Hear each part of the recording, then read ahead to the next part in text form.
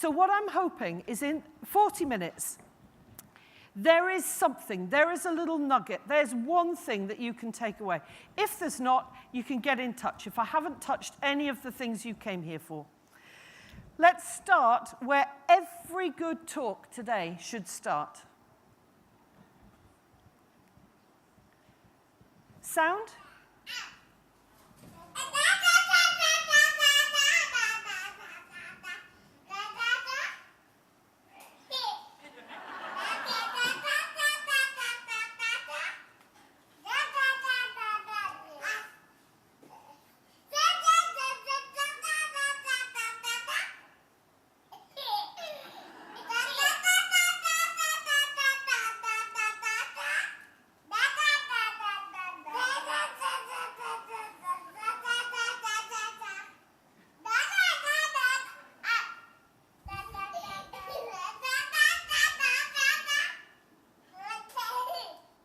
And I'll just stop for a minute because we have very little time. You've probably seen it before. I make students analyze that. I also video children all the time. Obviously, unobtrusively. Obviously, I get into trouble. Starbucks, not a great place, been thrown out many times, but perfect for observing the problems we have with communication with some of our children due to parents blatantly ignoring the communicative intents of their offspring. But that's another talk.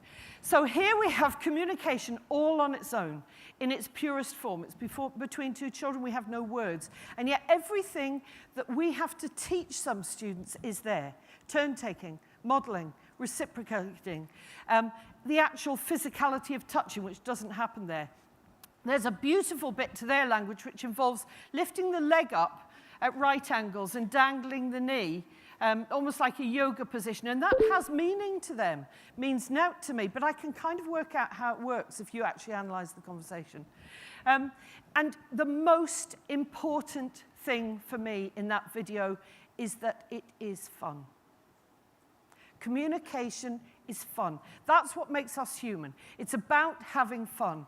And it breaks my heart, and I don't care if I offend anybody, to go in and see kids with the world's most feckin' awful flashcards being held in front of them year after year after year, attempting to get them to make a particular sound, a particular phoneme. It just breaks my heart, because that's not what communication's about. Communication's lively. It's got a life. It's got its own energy.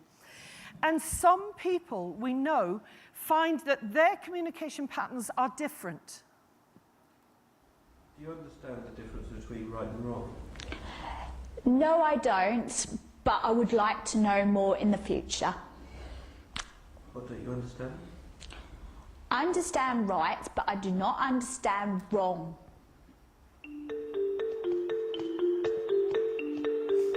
John and Zach came to make a documentary about our world.